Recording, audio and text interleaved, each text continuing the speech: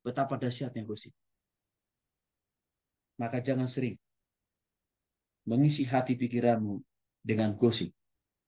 Tapi lebih baik engkau menonton berita, baca berita yang lebih mendidik, atau baca pelajaran. Itu lebih baik.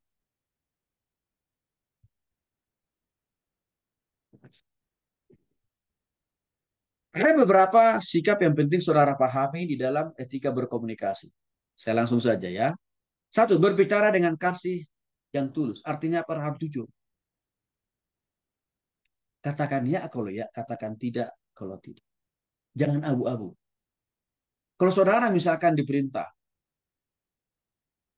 melakukan dosa, katakan tidak. Walaupun mungkin yang orang yang meminta itulah orang dekatmu atau pacarmu. Katakan tidak. Maaf ya, saya nggak bisa. Contohnya misalkan saudara lagi kuliah nih. Tiba-tiba pacarmu minta untuk ketemu, minta diantar. Artinya apa? Tiba-tiba pacar saudara menjadikan saudara itu menjadi anjing herdernya, menjadi sapamnya. Harus bisa berkata, maaf tidak bisa, saya kuliah hari. Sama, kalau atasan saudara nanti saudara sudah bekerja. Atasanmu memaksa engkau melakukan korupsi, katakan, maaf ya Pak, maaf ya Bu, saya nggak bisa lakukan itu. Karena itu bertentangan dengan hati nurani saya. Dengan cara begitu berarti engkau sudah mengasihi Tuhan, tapi juga sekaligus engkau mengasihi dirimu sendiri karena engkau menyelamatkan dirimu dari tindakan perilaku yang salah itu. Sebenarnya secara tidak langsung engkau juga sudah mengasihi orang itu karena menolong orang itu untuk berhenti tidak melakukan kesalahan. Jujur dan setia sesuai dengan firman Tuhan. Ayub pasal 6 ayat 25. Contohnya apa? Jangan nyontek. Jangan copy paste. Minggu depan kalian kan sudah ujian. Sebagian besar saya kira ujiannya banyak yang online. Kami tahu kok potensi kalian copy paste. Kami tahu dosen kami tahu. Kami tahu potensi kalian melakukan copy paste dalam menjawab soal-soal yang kami buat itu. Kami sangat amat tahu. Jadi jangan kalian kira kami tidak tahu. Oke? Di atas daripada itu, ingat, mata Tuhan ada di mana-mana. Yang kami nilai bukan hanya kecakapanmu menjawab soal. Udah. Kami menilai tingkat kejujuranmu, integritasmu, etikamu dalam menjawab soal. Maka itu alasannya persentase UTS dan UAS itu kecil. Kecil kok. Kenapa kami buat kecil? Karena waktu saudara mengerjakan UTS dan UAS, berpotensi kok saudara tidak jujur. Berpotensi kok saudara copy paste, maka kami tidak kasih nilai persentase yang besar. Kecil kok. Kalau di kelas agama, ya kan cuma 15% dari 100%. Cuma 15% kan? Andai kan pun kalian misalkan copy paste semuanya jawabannya dari materi-materi yang sudah saya jelasin. Itu cuma 15%. Artinya tidak otomatis juga nilai kalian UAS itu meluluskan kalian. Cuma 15% itu nggak sampai nilai D. Nggak sampai. Apalagi C, boro-boro.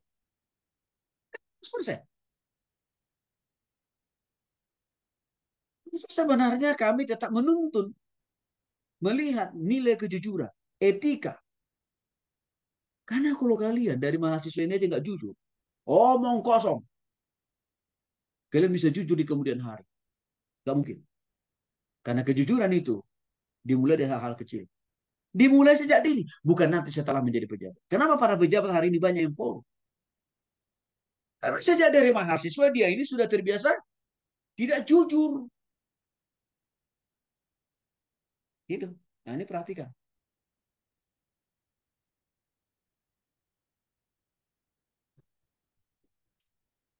Sikap yang berikutnya dalam etika berkomunikasi, berkata-kata yang menarik dan meyakinkan, jangan menyakiti hati orang. Jangan melawan. Apalagi dalam posisi saudara minta tolong kan. Jangan memerintah, jangan mendikte, jangan menyuruh.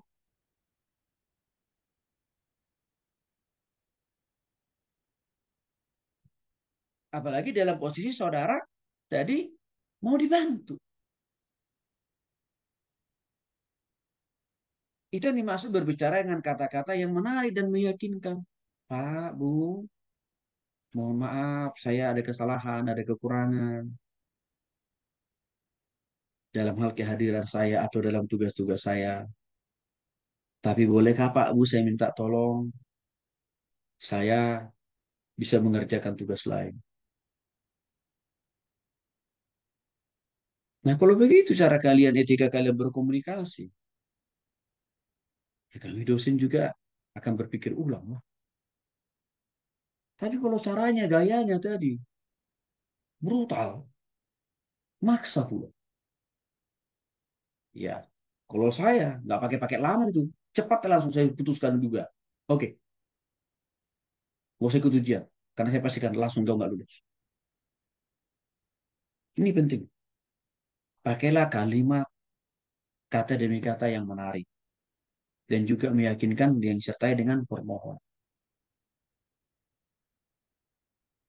kepada siapapun, kepada orang tuamu juga sama. Jangan engkau menuntut hakmu dari orang tuamu.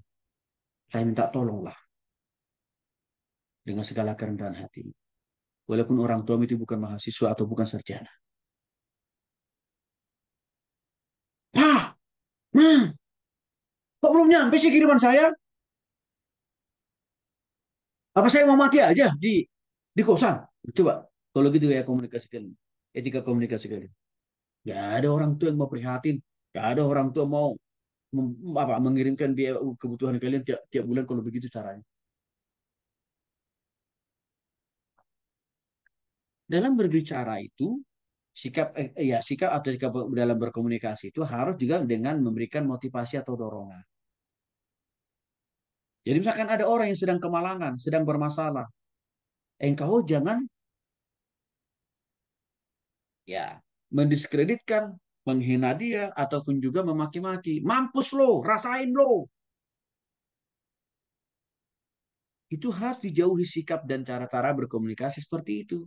Tapi bangunlah, ingatkanlah, bimbinglah, topang, motivasi dan dorong orang itu supaya bisa maju. Oke, jadikan pelajaran berharga peristiwa yang terjadi saat ini menjadi peringatan buat kamu untuk lebih maju dan berkembang. Begitu caranya. Jadi jangan menghujat, jangan memaki orang. Karena sama, kalau saudara dalam keadaan jatuh, tiba-tiba ada orang mau mampus-mampusin saudara, gimana? Nggak terima juga kan? Marah juga kan? Ya itulah sama. Kalau saudara melakukan hal yang sama ke orang lain, sama juga orang lain juga akan lakukan hal yang sama. Maka dengan demikian, ya sikap atau etika dalam berkomunikasi itu, kasih dorongan, kasih masukan kepada saudara. Ya, kepada orang yang saudara tolong. Berbicara dengan bahasa yang dimengerti. Nah ini penting. Kita ini kan negara Republik Indonesia. Kalau dalam komunitas-komunitas umum, tempat-tempat umum, artinya ada berbagai banyak suku di lingkungan kita. Jangan pakai bahasa daerah mula. Kecuali kalau itu misalkan di suku yang sama. Boleh. Tapi misalkan ada Bataknya, ada Sundanya, ada Jawanya, ada Niasnya, ada Ambonnya, ada Papuanya. Pakailah bahasa Indonesia. Supaya semua orang memahami dan mengerti. Jadi tempatkan penggunaan bahasa itu sesuai dengan konteksnya. Sesuai dengan orang-orang yang ada di tempat itu. Dan juga sesuai dengan kemampuan seseorang memahami apa yang saudara sampaikan. Itu yang dimaksud berbicara dengan bahasa yang dimengerti. Menarik dalam 1 Korintus 14 ayat 19. Yang dimaksud dengan bahasa yang dimengerti di sini juga harus didasari oleh kasih juga. Karena ada banyak orang berbicara banyak hal, hebat, pintar, tapi cara mau komunikasinya, etika komunikasinya kasar. Apa yang terjadi? Orang nggak paham, orang nggak mengerti. Jadi jangan rasis. Sekali lagi, saya memberikan penilaian. Nih, yang kalian batak-batak ini supaya kalian tahu. Saya memberikan penilaian itu objektif murni. Tidak ada sedikit pun hubungannya masalah suku. Apalagi masalah marga. Ah, nggak ada itu. Nggak berlaku buat saya. Engkau bertobat, engkau berubah. dan engkau tampakkan itu dalam tindakan dan perbuatanmu, nah itu buat saya memberikan penilaian yang bagus. Bukan karena suku, enggak. Bahkan saudara, orang-orang Batak yang tidak bertobat, yang tidak berubah, yang tidak lebih baik, saya lihat langsung saya sikat juga kok. Bahkan saya katakan, udah, kamu ulang, ulang, ulang, ulang. Ya, artinya apa? Saya objektif loh kasih penilaian itu. Mengapa?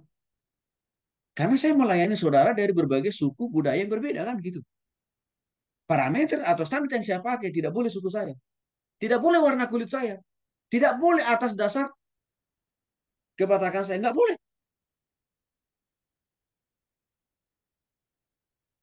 Maka sama kalau saudara perhatikan, kalau saya kasih contoh juga dengan mewakili berbagai suku saudara kan budaya saudara, supaya saudara bisa paham. Oh, ini ya yang harus diubah dan juga harus diperbaharui. Ketika dalam berkomunikasi atau sikap dalam berkomunikasi itu yang keenam berbicara tanpa merekayasa. Apa maksudnya di sini? Yohanes pasal 3:11. Jangan suka menambah-nambah. Jangan suka mengurang-urangi omongan orang. Karena nanti itu akan berujung menjadi fitnah kan. Nah ini sering jadi masalah nih. Ya, omongan orang sering dipotong. Sekarang ini masalah sekarang. Di YouTube, TikTok, tiba-tiba saja omongan khotbah pengajaran Pak Pendeta diubah dengan komentarnya sendiri. Maka apa yang terjadi? Sekarang subur lapor melapor. Ya, hukum menghukum, memenjarakan saling menjarakan.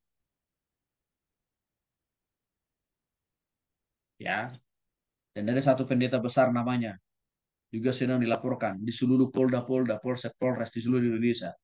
Dan sekarang sekarang dalam penanganan di Polda Metro Jaya. Seorang pendeta namanya bisa. Hati-hati.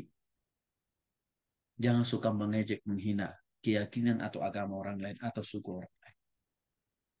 Katakan yang benar saja.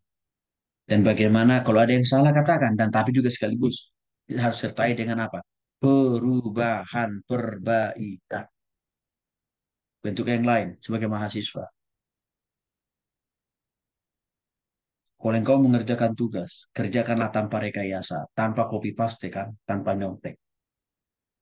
Engkau copy paste itu bagian daripada merekayasa. Engkau nyontek itu bagian dari merekayasa. Dan saya sudah katakan, Ted, penilaian kami bukan hanya di UASmu. 15% kok, rendah sekali kok. Tapi kejujuran. Nah, kalau saudara sudah terbiasa mempraktekkan sikap dan perilaku yang seperti ini, maka di kemudian hari saudara akan gampang dan mudah mendapatkan apa yang menjadi impian dan bahkan juga harapan. So, baik dalam usahamu, dalam pekerjaanmu, dalam rumah tanggamu pun ke depan akan lebih mudah Tuhan berkati engkau.